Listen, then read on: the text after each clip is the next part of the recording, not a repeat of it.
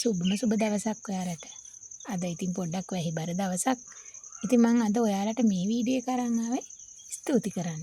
ඒ මොකටද දන්නවද? මම පහුගිය දවසක දාපු වීඩියෝ එකක් මේ වෙනකොට මට පැය 1000කට කිට්ටුව අරන් දීලා තියෙනවා. ඉතින් මේකේ පොඩි ෆොටෝස් ටිකක් දැම්මේ. ඉතින් ඇත්තට මේ වීඩියෝ එක මම හිතන්නේ ඔයාලට පොඩ්ඩක් හරි ප්‍රයෝජනවත් වෙන්න ඇති.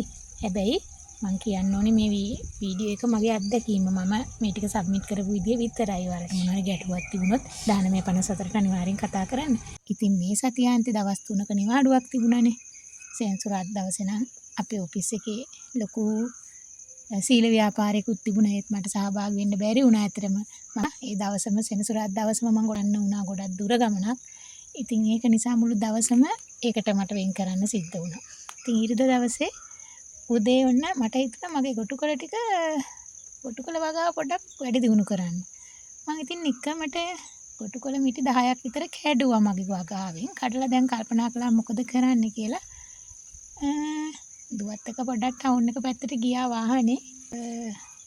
නිකම් මේ පාරයිනේ එළවලු එහෙම තියාගෙන ඉන්න අංකල් කෙනෙක්ගෙන් අහපුවාම එයා තියලා යන්න කිව්වා විකුණන්න පුළුවන් වුණොත් විකුණලා දෙන්නම් කියලා.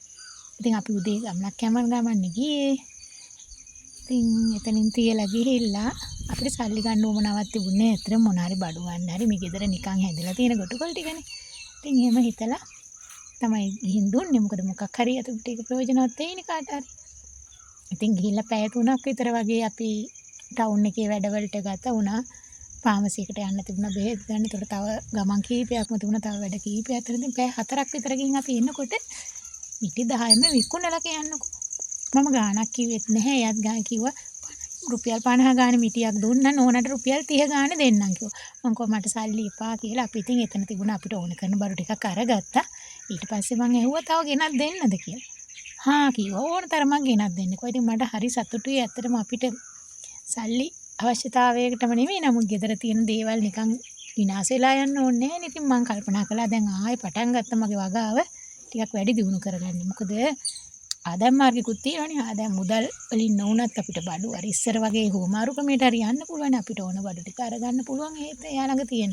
මම කල්පනා කළා දැන් ඔන්න මේ මගේ වගාව තමයි මේ තියෙන්නේ. මම හැම දෙයක්ම වගේ හිතවන්න ඉතින් හරි. ඉස්සර ඉඳන්ම මං හිතවන ඕන දෙයක් හැදෙනවා. ඒක තමයි ලොකුම දේ. මං හිතන්නේ ඒක අත්ගුණය කියලා කියන්නේ. ඒක මොකක් හරි පිනක් වෙන්නේ නැහැ. ඉතින් මොකද හැමෝම හිතවන දේවල් එහෙම හැදෙන්නේ නැහනේ. ඉතින් මේ තියෙන්නේ මේ අපි පලා වර්ග වලට ගන්න කොළ වර්ග කෝප්ප කොළ.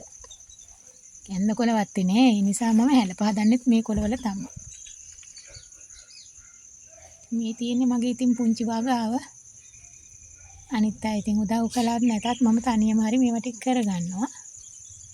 හදිසියකට මැල්ලුමක් ගන්න. ඉතින් ඔයගොල්ලෝ දකින්නත් ඇති මගේ කලින් වීඩියෝ වල ගොඩාක් දේවල් තියෙනවා මගේ පුංචි ඉඩමේ. ඉතින් මේ හැම දෙයක්ම හැකියාවත් කරන ගමන් සමබරව මගේ පොඩි විවේක කාලෙන් හරි මම මේ හැම දෙයක්ම කරනවා. මම දැන් ගොටුකොළ ආයෙ හිටවන්න ගත්තා පෝච්චි වලයි. වගාව ආයෙ වැඩි දියුණු කරන්න අරගත්ත විදිය තමයි මම මේ ඔයගොල්ලන්ට පෙන්නන්නේ.